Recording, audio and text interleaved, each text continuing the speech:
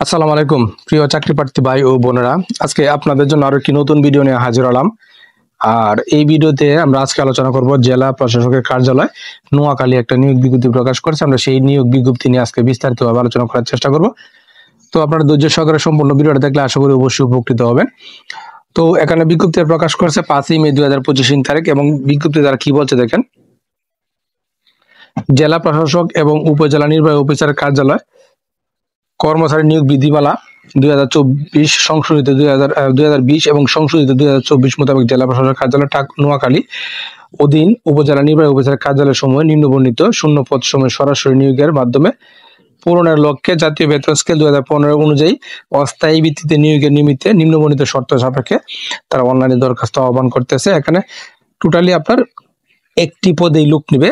পদের নাম হলো সার্টিফিকেট সহকারী এবং পদের সংখ্যা 4 জন, এবং আপনাকে 16তম গ্রেডে তাদের বেতন প্রদান করবে। এবং জেলা প্রশাসক কার্যালয় নোয়াখালী এর অধীন উপজেলা নির্বাহী অফিসারের কার্যালয় সময় আপনাকে নিয়োগ দেওয়া হবে। এবং শিক্ষাগত যোগ্যতা এবং অভিজ্ঞতার কথা কি বলছে এই পদের ক্ষেত্রে, কোন স্বীকৃত বোর্ড হইতে আপনি উচ্চ মাধ্যমিক সার্টিফিকেট পরীক্ষা উত্তীর্ণ হলে আপনি পদে আবেদন করতে পারবেন, এবং কম্পিউটার আপনাকে চালানো দক্ষ থাকতে হবে, এবং ওয়ার্ড প্রসেসিং, স্প্রেডশিট, প্রেজেন্টেশন এবং বেসিক কম্পিউটার টেবুলেশন দক্ষ থাকতে হবে, এবং computer word processing, data entry, typing গতি থাকতে হবে প্রতি মিনিটে বাংলা 20 ও ইংরেজিতে 20 শব্দ গতি আপনার থাকতে হবে।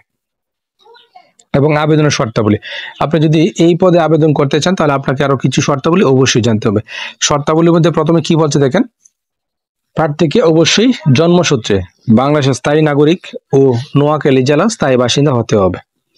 2 নম্বর কি বলছে, প্রার্থীর বয়স 18/6/2025 খ্রিস্টাব্দে 18 থেকে 32 বছরের মধ্যে হতে হবে, এবং অর্থাৎ এখানে 18ই জুন 2025 তারিখে 18 থেকে 32 বছর ভিতরে হতে হবে। এবং বীর মুক্তিযোদ্ধা, শহীদ বীর মুক্তিযোদ্ধা, পুত্রকন্যা এবং শারীরিক প্রতিবন্ধীদের ক্ষেত্রে সরকারি বিধি মোতাবেক বয়স সীমা সর্বোচ্চ 32 বছর পর্যন্ত শিথিলযোগ্য, এবং বয়স নিরূপণের ক্ষেত্রে এখানে এফিডেভিট গ্রহণযোগ্য হবে না।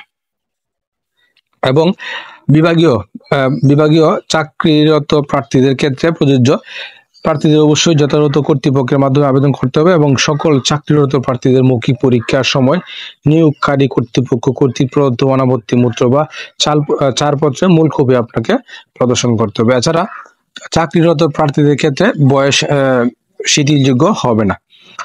এবং আবেদনপত্র গ্রহণ ও বাতিলের বিষয়ে নিয়োগকারী কর্তৃপক্ষের সিদ্ধান্ত চূড়ান্ত বলে গণ্য করা হবে, এবং এ বিষয়ে কোনো আপত্তি উপস্থাপন করা যাবে না। এবং কোটা সম্পর্কিত প্রচলিত সরকারি নীতিমালা ও নিয়োগ সংক্রান্ত অন্যান্য সরকারি বিধিবিধান পরবর্তী সংশোধিত হলে সেই বিধিবিধান এখানে অনুসরণ করা হবে।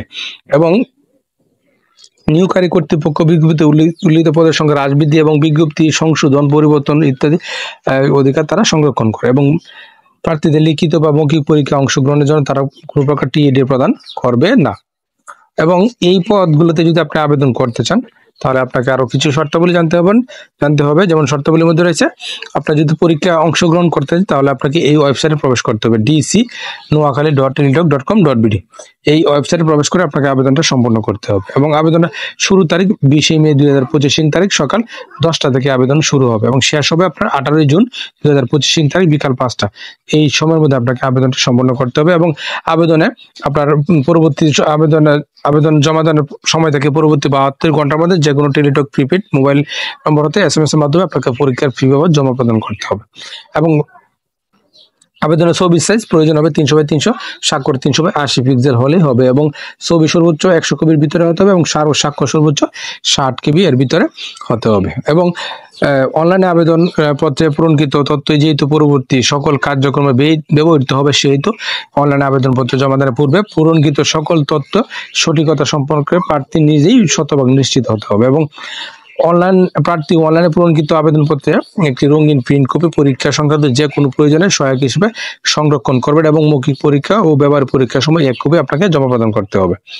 এবং আপনি যদি এই পদে আবেদন করতে চান তাহলে আপনার কাছ থেকে পরীক্ষার ফি বাবদ তারা কত টাকা চার্জ করবে এখানে কিন্তু তারা বলে দিয়েছে। দেখেন কি বলছে, দেখেন পরীক্ষার ফি বাবদ আপনার কাছ থেকে তারা এই 112 টাকা চার্জ কর্তন করবে এই একটি মাত্র পদের জন্য। 112 টাকা পরীক্ষার ফি বাবদ আপনার কাছ থেকে তারা চার্জ কর্তন করবে। এবং উল্লেখ্য, অনলাইনে আবেদনপত্রে সকল অংশ পূরণ করে সাবমিট করা হলেও পরীক্ষার ফি জমা না দেওয়া পর্যন্ত অনলাইনে আবেদনপত্র কোনো অবস্থাতে আপনার গৃহীত হবে না। এবং